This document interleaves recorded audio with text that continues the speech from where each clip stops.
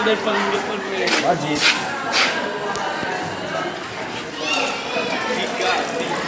Pikachu. Ada dia. Mau ada disokan.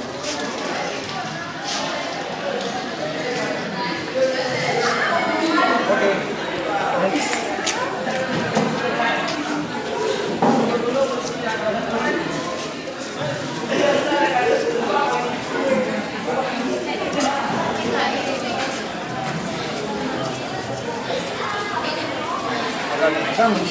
Hujan begitu yang bilang tadi.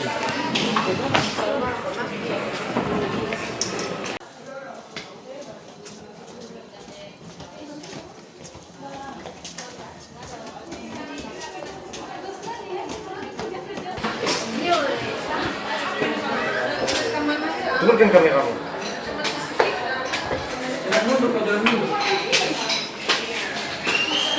Turunkan kameramu. Turunkan kameramu. Turunkan aja. Penting nampak kan? Nampak.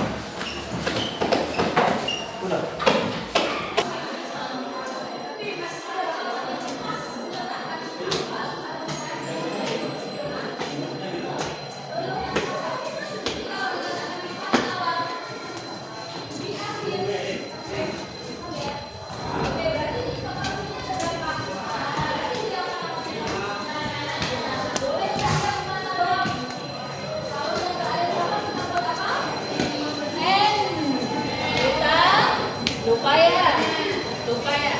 Ingat kalau dia di sini, kalau dia di sini, kalau dia di sini.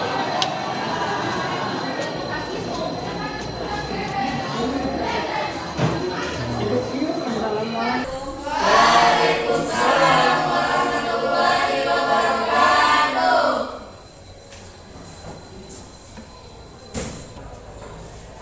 Stay calm. Salimun. Assalamualaikum warahmatullahi wabarakatuh. Waalaikumsalam warahmatullahi wabarakatuh.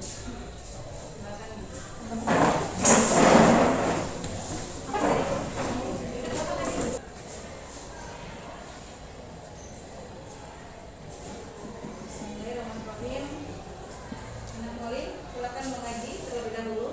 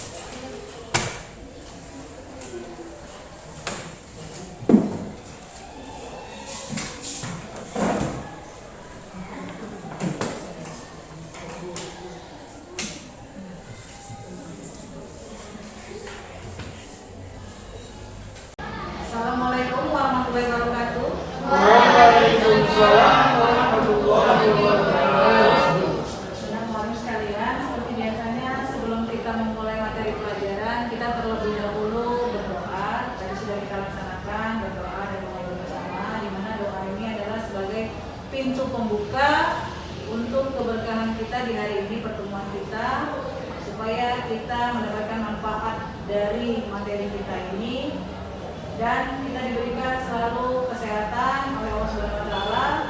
Jadi sebagai bentuk rasa syukur kita harus tetap berdoa di dalam aktivitas apapun. Baik, berikutnya dan Mualim. Ini adalah materi kita tentang demokrasi. Kira-kira ada yang tahu materi kita tentang demokrasi? Apa demokrasi yang kita bahas hari ini?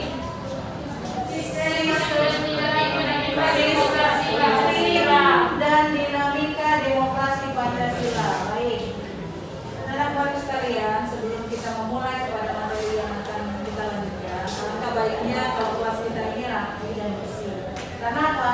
Di dalam sebuah kelas yang rapi dan bersih, kita punya motto yaitu kebersihan sebagian dari iman. Ya.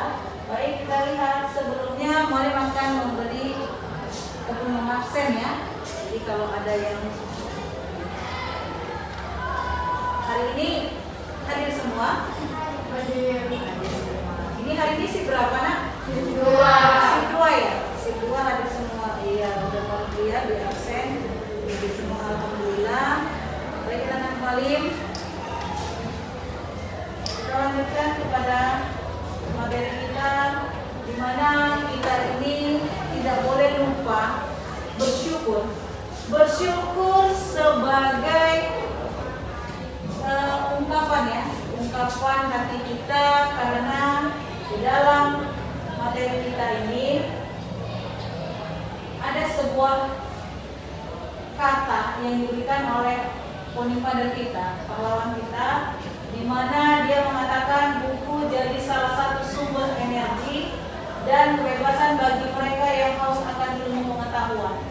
Jadi Muhammad tadi mengatakan tak ada harta pusaka yang sama berharganya dengan kejujuran.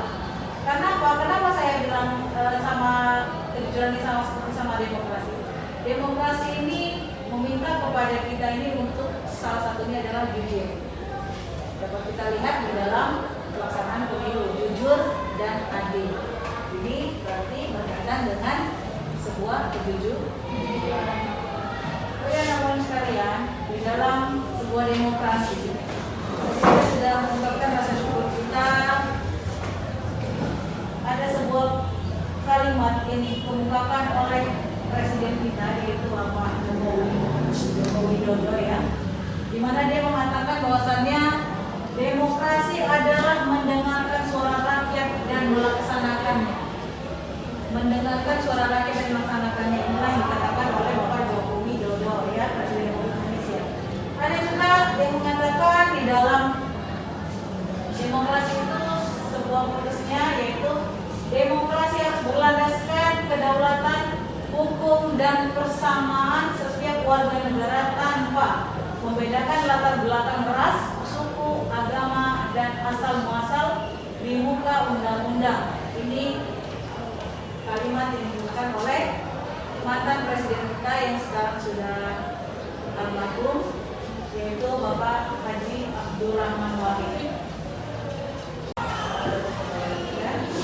Baik, teman-teman sekalian, ada lagi yang dikemukakan oleh salah satu putra putri bangsa Indonesia ya, di mana dia mengatakan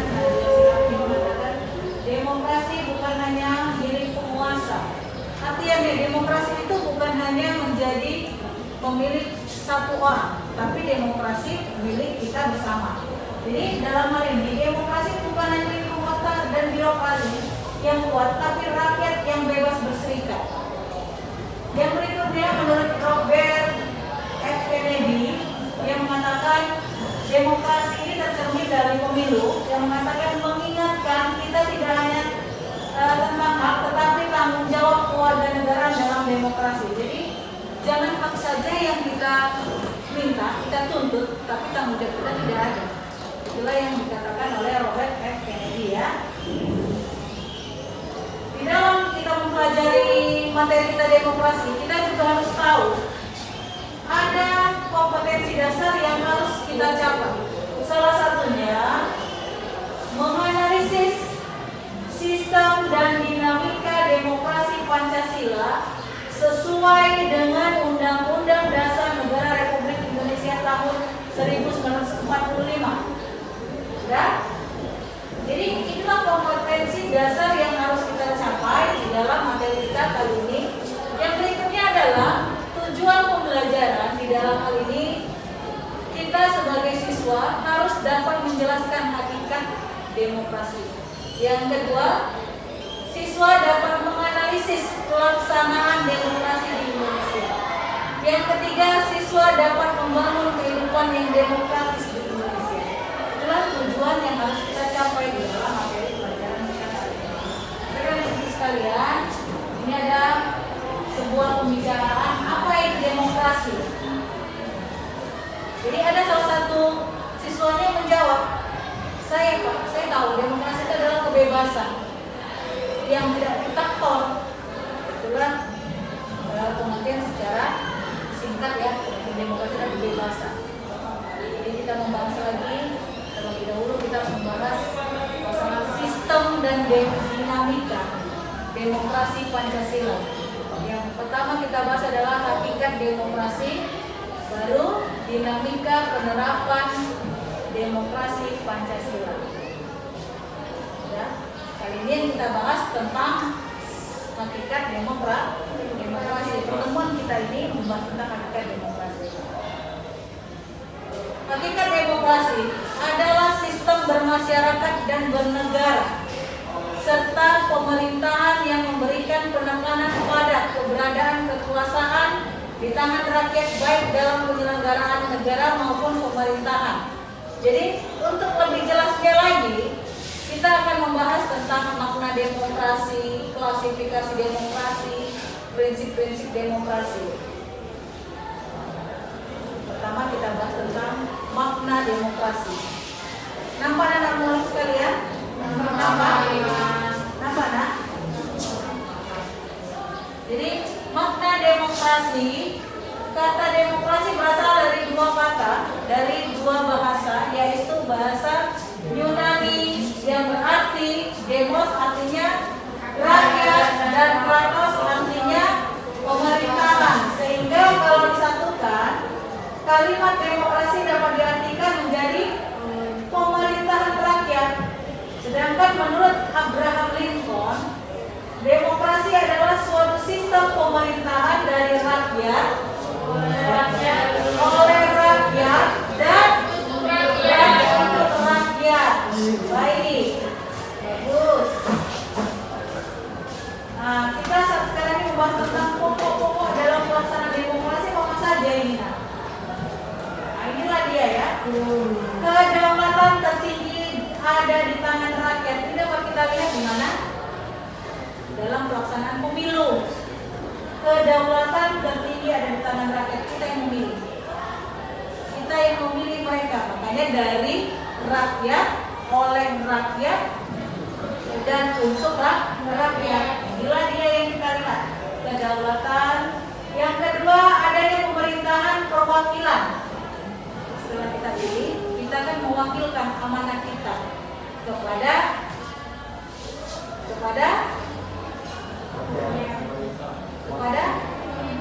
lembaga legislatif.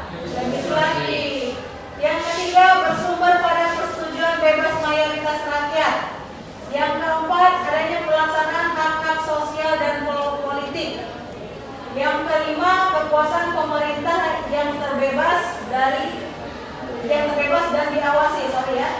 Saya ulangi sekali lagi, kekuasaan pemerintahan yang terbebas dan diawasi. Yang keenam, penghargaan dan perlindungan HAM. Yang ketujuh, tegaknya hukum bersama dengan tegaknya keadilan. Ini adalah pokok-pokok dalam pelaksanaan demokrasi yang harus dilaksanakan oleh siapa? Oleh kita semua. Karena kan demokrasi milik kita semua, bukan milik penguasa, bukan milik satu orang atau satu kelompok, tapi milik kita semua. Berikutnya, dalam perkembangannya kita lihat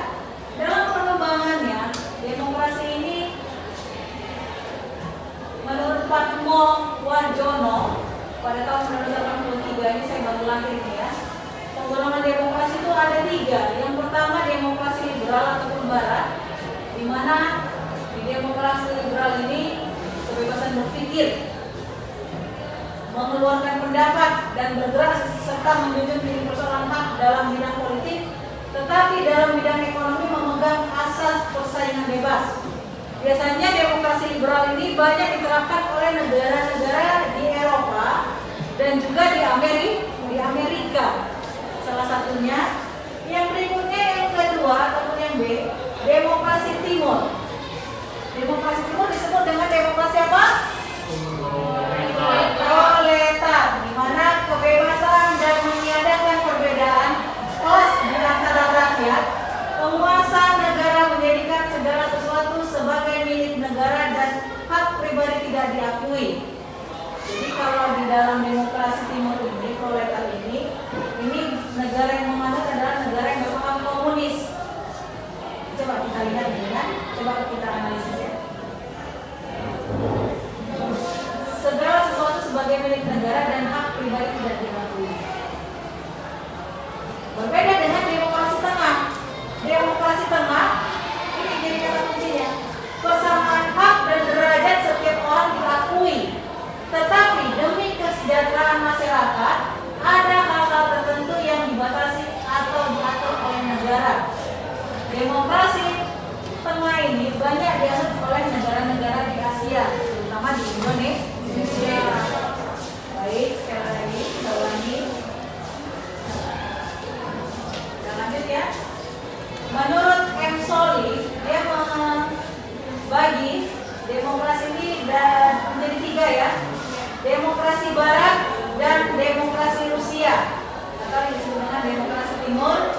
Demokrasi yang representatif dengan sistem pemisahan kekuasaan seperti lembaga legislatif, eksekutif, yudikatif, itu punya pemisahan kekuasaan yang tidak boleh satu dengan yang lain saling tumpang tindih. Lembaga legislatif tugasnya ada, lembaga eksekutif tugasnya ada, lembaga yudikatif tugasnya ada. Jadi mereka sesuai dengan tugas masing-masing. Yang ketiga, menurut M. Soli juga, demokrasi pembagiannya, demokrasi yang representatif dengan sistem pemisahan referendum. Ini tipe-tipe demokrasi modern menurut Brandenburg. Demokrasi yang representatif, sistem presidensil. Nah, yang berikutnya demokrasi yang representatif, sistem parlementer. Yang ketiga, demokrasi yang representatif, sistem legislatif. Inilah tipe-tipe demokrasi modern menurut Brandenburg. Tetapi dalam pembagiannya ini tidak terlepas dari salah satu tokoh pakar tentang ilmu tata negara yaitu Montesquieu dalam bukunya Trias Politica, yaitu sama seperti ini ya, membagi 3 sistem pemisahan kekuasaan. Tidak sama ya, antara legislatif, eksekutif, dan yudikatif. Yang berikutnya yang kedua, prinsip-prinsip demokrasi. Prinsip-prinsip demokrasi kita dapat melihat terdiri dari negara berdasar konstitusi, negara berdasarkan peraturan undang-undang. Apapun kebijakannya tidak boleh melenceng dari Undang-Undang Dasar Negara Republik Indonesia tahun 1945. Yang kedua, adanya jaminan HAM.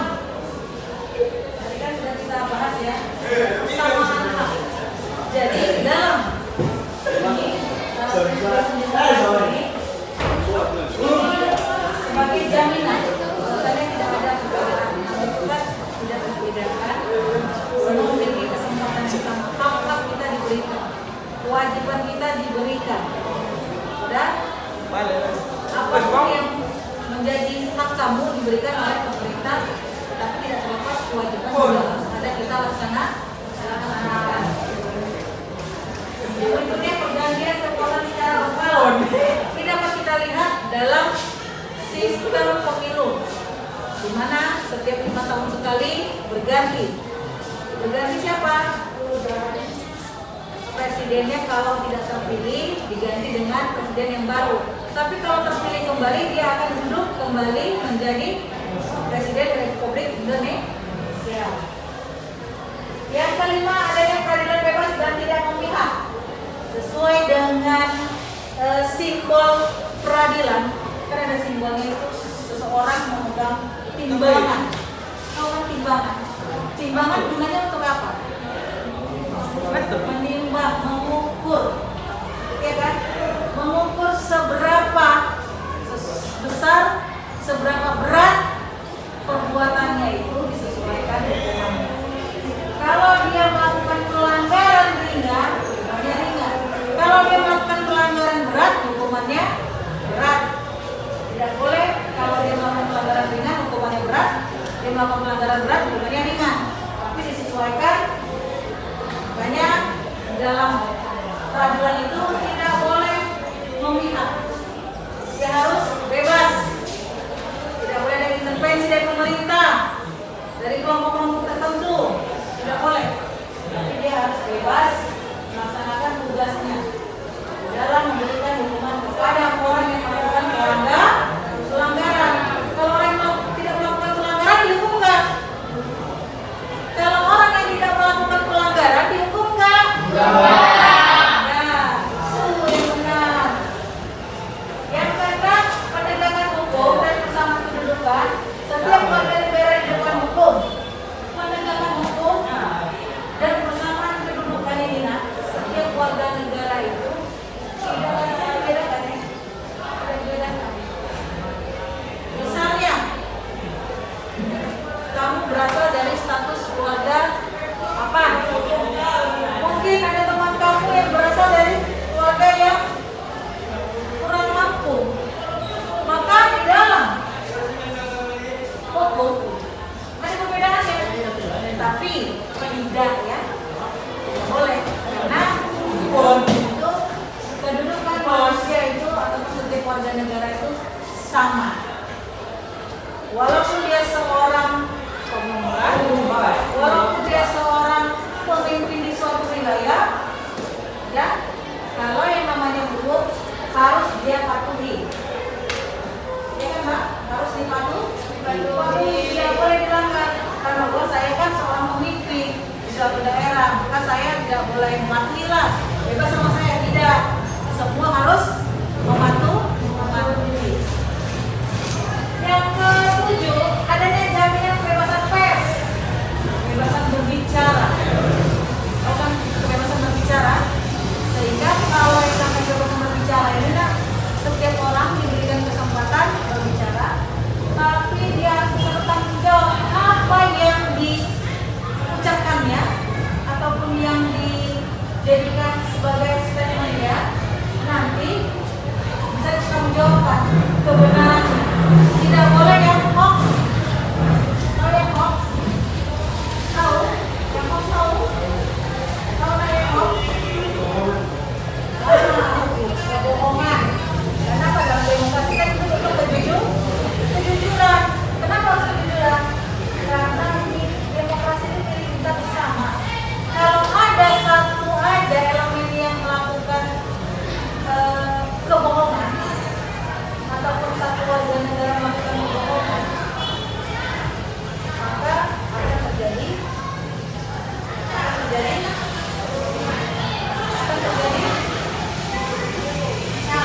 masalah. Jadi kebohongan itu di dalam demokrasi tidak boleh diterapkan, karena dalam demokrasi itu yang diutamakan adalah kejujuran dan juga keadilan, bebas.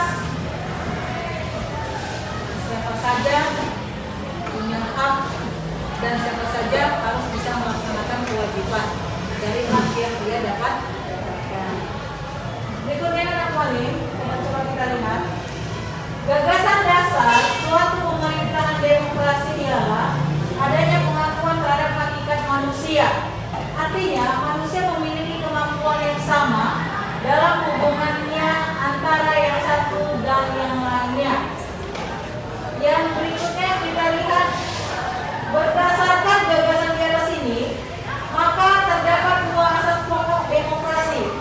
Yang pertama, pengakuan pemerintahan kita mengenal pemilihan umum dengan memakai asas Luber dan Jurdil. Apa ini Luber dan Jurdil? Ada yang tahu? Luber dan Jurdil? Langsung, umum, bebas, dan rahasia. Kalau Jurdilnya apa? Jujur dan adil. Jujur dan adil. Nah, yang kedua pengakuan harkat dan martabat manusia. Adanya tindakan pemerintah melindungi hak demi kepentingan bersama. Berikutnya kita lihat di dalam demokrasi ini ada beberapa negara yang menganut asas kedaulatan rakyat, di mana ciri-ciri ataupun esensinya dari budaya demokrasi itu sendiri yaitu sebagai berikut: adanya lembaga perwakilan. Yang pertama, adanya pemilu. Apa yang tadi pemilihan ini? Apa Luber?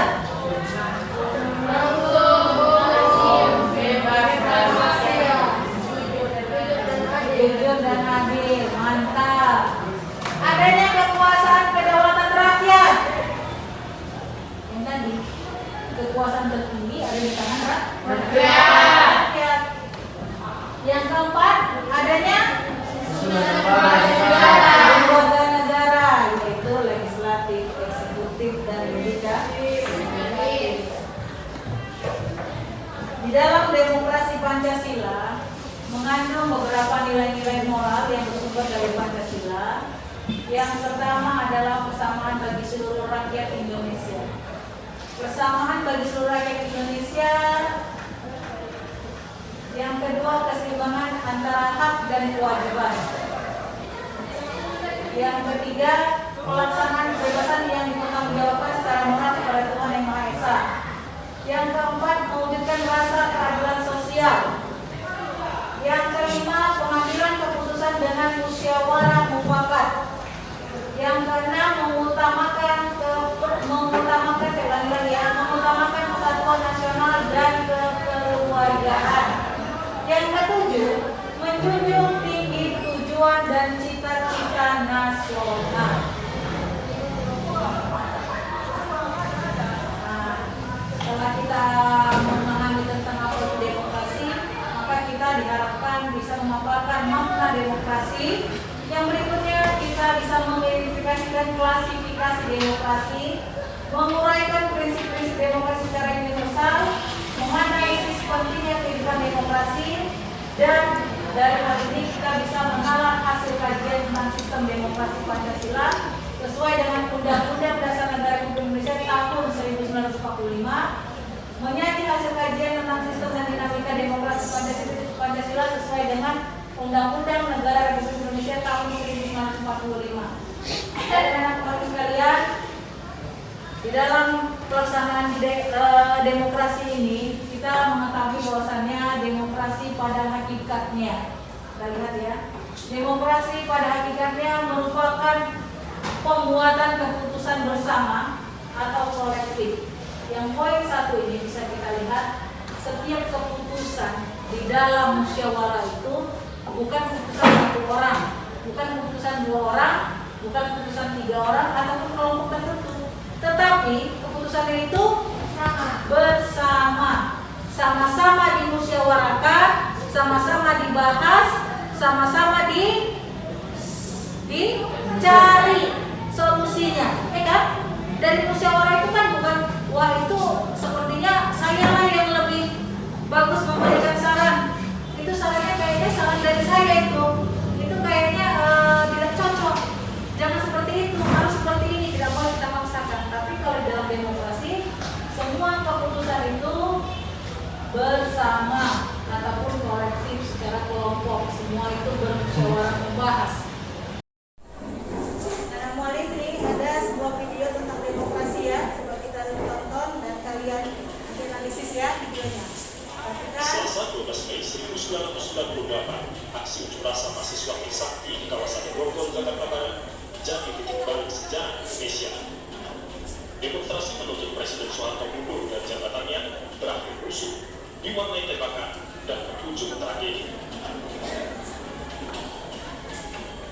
Ini Insiden Bandara Trisakti menjadi laporan utama harian Kompas edisi 13 Mei 1998. Simpang siurnya informasi kala itu membuat media melaporkan ada 6 mahasiswa yang tewas. Belakangan ketahui ada 4 mahasiswa yang meninggal dalam peristiwa tersebut. Insiden Trisakti membuat situasi Indonesia makin tak terkendali. Tewasnya 4 mahasiswa menciptakan amarah di mana-mana. Kerusuhan dan penjarahan terjadi di sejumlah titik di Jakarta. Jakarta pun lumpuh.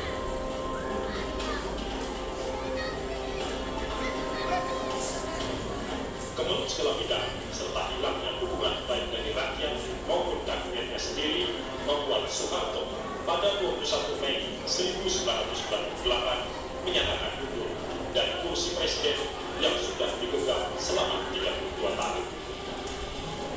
Memperhatikan ketentuan pasal 8 Undang-Undang Dasar 1945 dan sekarang dengan sungguh-sungguh memperhatikan pandangan dukungan Dewan Perwakilan dan dukungan fraksi-fraksi yang ada di dalamnya, saya memutuskan untuk menyatakan berhenti dari jabatan saya sebagai Presiden Republik Indonesia.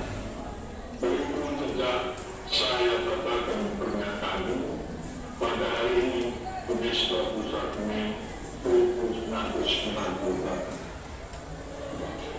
Mundurnya Soeharto menjadi babak baru perjalanan bangsa Indonesia. Orde Baru tumbang digantikan Orde Reformasi. Selesai Soeharto mengundurkan diri dari jabatannya, B.J. Habibie melanjutkan estafet pemerintahan, mengucapkan sumpah sebagai presiden. Lahirnya reformasi disambut mahasiswa dan rakyat dengan gembira. Semua berharap perubahan yang lebih baik. 20 tahun sudah reformasi dan tragedi 12 Mei 1998 berlalu.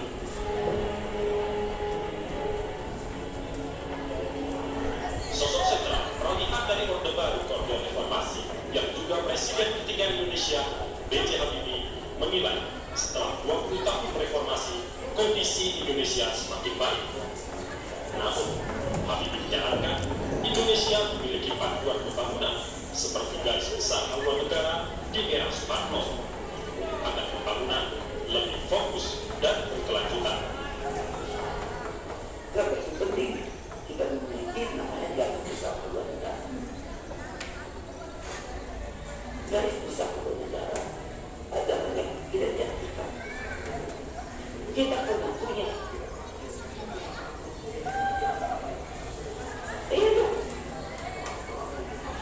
Iya, saya rasa mereka bisa kembali ke situ. Itu yang bukan jadi. Saya tahu. Yang proses penaklukan kita misalnya, mempunyai garis besar haluan negara. Misalnya, itu akan dari mana? Garis besar haluan daerah. Kini, 20 tahun sudah Indonesia menjalani Orde Reformasi. Ada kemajuan, namun Indonesia juga masih harus mengejar sejumlah ketertinggalan. Tim Liputan Kompas TV. Nah, Walim, setelah kita menyaksikan tadi video tentang reformasi tadi, kira-kira ada nggak hal-hal yang ingin kamu tanyakan ataupun yang sudah kamu pahami? Ada? Ya? Dari melihat video di atas tadi, kami menganalisis video tersebut. Mengapa bisa terjadinya reformasi, Mbak? Mengapa reformasi itu bisa terjadi? Baik, dari kelompok 1 ya. Langsung boleh jawab, apa boleh kumpul dulu pertanyaannya? Langsung jawab ya. Baik, mengapa reformasi itu bisa terjadi? Pada dasarnya masyarakat, warga negara Indonesia menginginkan adanya kesempatan yang sama dan keterbukaan dari pemerintah ataupun transparansi ya. Itulah yang menyebabkan reformasi itu terus menggaung. Disebabkan satu, jabatan presiden pada saat itu sudah terlalu lama. Yang kedua, mahasiswa ingin adanya kesempatan yang sama. Yang ketiga, transparansi. Yang keempat, mahasiswa ingin adanya perubahan. Itu mungkin apa reformasi itu bisa terjadi. Ada lagi yang bertanya? Saya dari video dari atas tadi Malin, mengapa presiden yang kedua bisa mengundurkan diri dari jabatannya? baik, terima kasih. Kenapa presiden kedua Republik Indonesia pada saat itu mengundurkan diri dari jabatannya? Satu, karena sesuai dengan undang-undang kejabatan berada di tangan rakyat, maka presiden pada saat itu dituntut oleh rakyat untuk mundur. Sudah? Untuk mundur dari jabatannya. Mungkin kaitannya ada tadi dari pertanyaan temanmu tentang reformasi. Mungkin masyarakat ataupun rakyat pada saat itu ingin adanya perubahan. Karena kalau dihitung masa jabatan presiden kedua pada saat itu 32 tahun. 32 tahun itu bukan masa ataupun bukan waktu yang singkat, tapi waktu yang lama. Sehingga masyarakat pada saat itu menginginkan adanya perubahan. Makanya mereka menuntut presiden untuk mundur dari jabatannya dan digantikan oleh yang lain. Ada lagi kelompok yang ingin bertanya? Ya, nak? Setelah saya amati video tersebut, setelah Soeharto meninggalkan jabatannya, siapakah yang melanjutkan jabatan itu?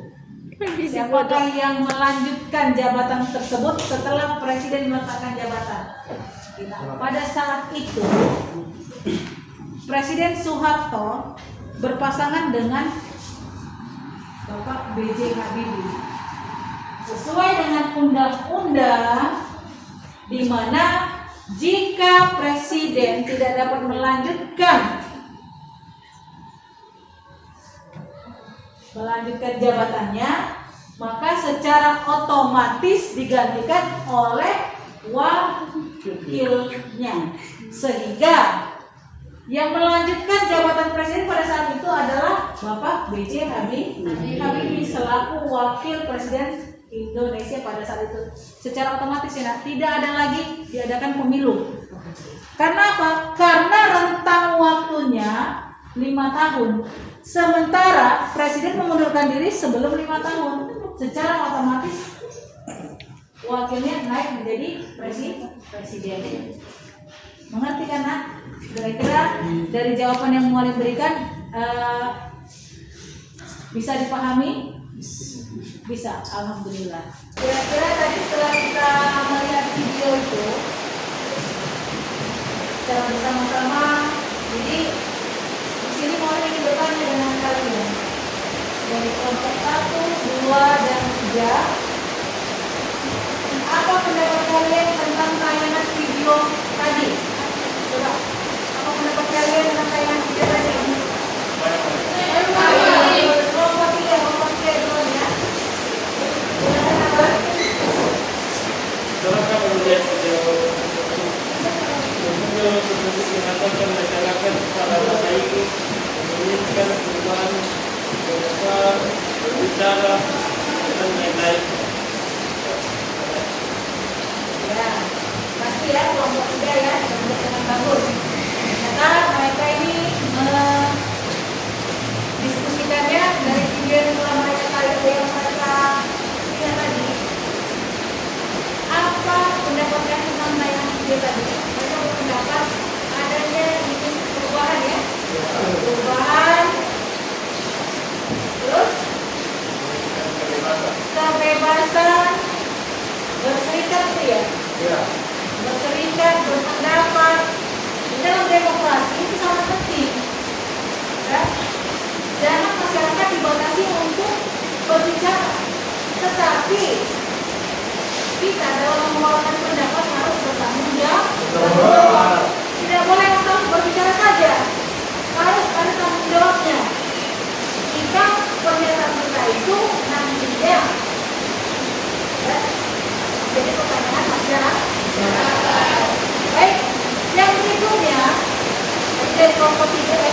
ide menjawab ya tentang layanan video tadi. Berikutnya yang bertanyakan apa penyebab terjadinya kasus tersebut?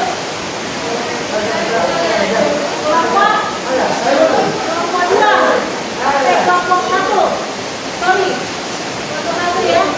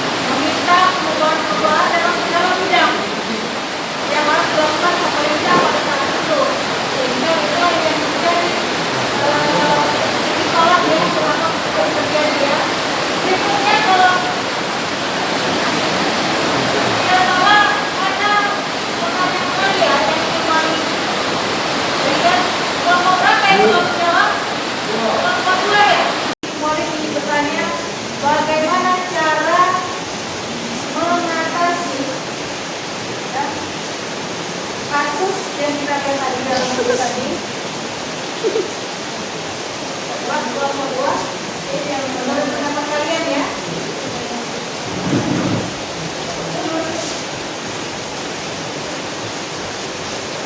Menurut saya sekarang mengatasi sosial media Indonesia diberikan kesempatan yang sama. Contohnya, jangan seorang pemain yang melakukan wilayah melakukan Baik, terus. Jadi cara mengatasinya supaya jangan terjadi lagi kasus seperti itu adalah salah satunya memberikan kesempatan yang sama kepada setiap masyarakat atau warga negara Indonesia. Jangan seperti terjadi pada masa Orde Baru ya, di mana berapa tahun mereka Orde Baru menjabat? 32 tahun. Selama 32 tahun pemimpinnya itu hanya satu orang saja, tidak berganti-ganti. Jadi makanya timbul adanya reformasi, mereka menginginkan perubahan ke arah yang lebih baik. Oke, selanjutnya coba ya kelompok 2, silakan.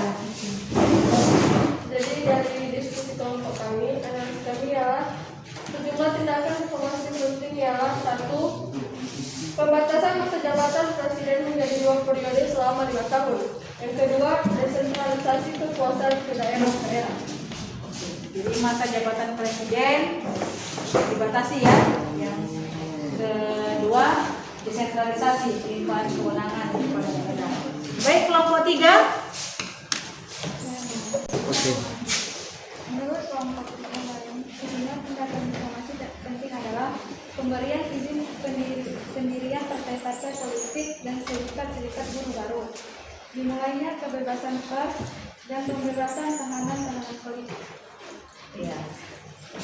Diberikannya kesempatan kepada masyarakat untuk membentuk partai politik ya baru, terutama di partai politiknya. Yang kedua, Dimulainya kebebasan pers. dimulainya kebebasan pers berbicara ya. Teman-teman sekalian, tadi kan sudah kita kerjakan tugas kelompok yang sudah dianalisis. Molly ingin tahu, coba sudah siap analisisnya? Sudah siap kelompok 2? Kelompok 3 sudah siap analisisnya? Oke, baik, berikutnya coba dimulai.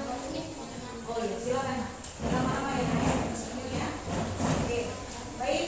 Selanjutnya, setelah kalian sudah siap analisis tersebut, coba Molly ingin tahu, dibacakan ya analisis kalian ya. Mulai dari kelompok 1 coba, ingin Molly tahu coba.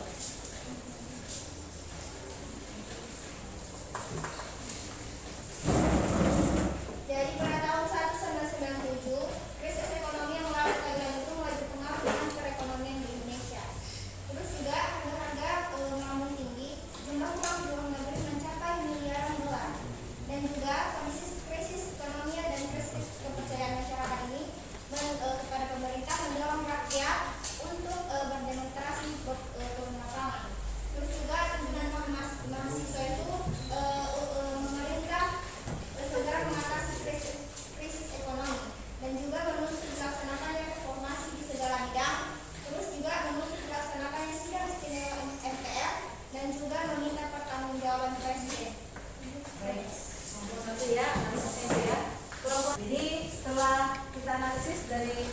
1 sudah berdiskusi tadi ya dengan teman-temannya, kelompok 2, kelompok 3.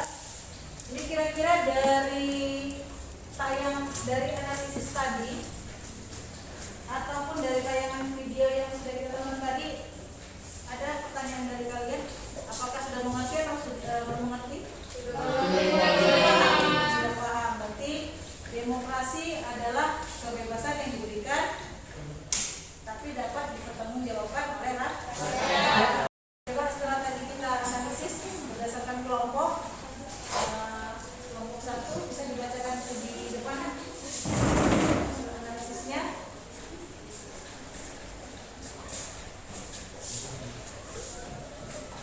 Jadi analisis kelompok 1 itu pemerintahan segera mengatasi krisis ekonomi dan juga menuntut dilaksanakannya reformasi di segala bidang dan juga menuntut dilaksanakannya sidang istimewa MPR dan juga diminta pertanggungjawaban presiden. Baik, kita lihat dari kelompok 1 ya. Kelompok 2.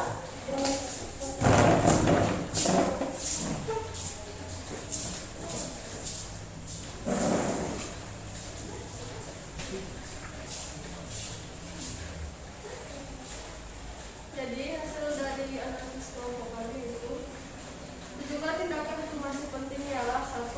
Pembatasan masa jabatan presiden menjadi 2 periode selama 2 tahun. Yang kedua, desentralisasi kekuasaan ke daerah. Pembatasan dan desentralisasi. Baik, kelompok 3.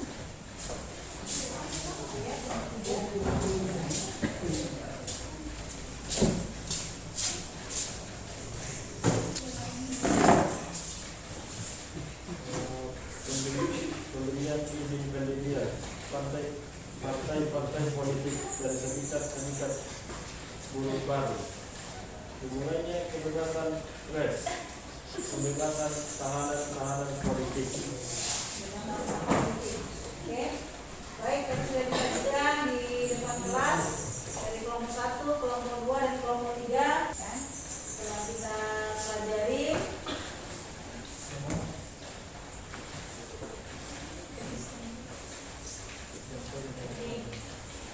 setelah kita analisis ya, inilah kesimpulan dari yang tadi sudah kita lakukan analisis dalam demokrasi ya, tatanan demokrasi. Yang pertama, bersumber pada manusia diperlakukan di tempat sesuai dengan harkat dan martabatnya sebagai makhluk Tuhan yang Maha Esa. Yang kedua, salah satu HAM adalah kebebasan untuk memperoleh kebenaran. Yang ketiga, sesuatu yang diputuskan bersama akan memiliki kadar ketepatan dan kebenaran yang lebih menjamin. Yang keempat, di dalam kehidupan bermasyarakat pasti akan timbul permasalahan antar individu sehingga perlu suatu cara untuk mengatur bagaimana mengatasinya. Cara tersebut sangat ditentukan oleh paham yang dianut oleh masyarakat yang bersangkutan. Bagaimana kami memandang hubungan antar individu dan masyarakat dan menentukan cara untuk mengatasi masalah, pendapat dan juga kepentingan bersama. Jadi setelah kita analisis tadi sudah kita berikan pendapat kita, maka sudah kita simpulkan dari materi kita tersebut. Sehingga dari materi yang tadi kita pelajari, inilah kesimpulan akhir dari tentang demokrasi. Bagi anak Malim, setelah kita simpulkan ini, baik Malim akan nanti membagikan tugas ya, tugas untuk kalian LKPD, mana tugas ini diberikan oleh anak Malim.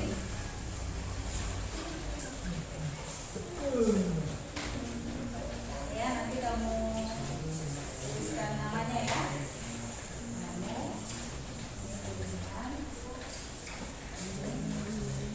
Tugasnya dikumpul pertemuan berikutnya ya nak ya. Tugasnya ini, tugasnya ada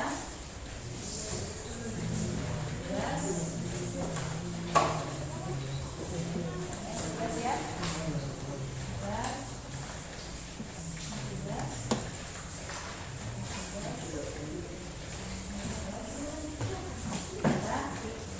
Setelah kalian melihat nanti tugas tersebut, kalian jawab. Yang kedua itu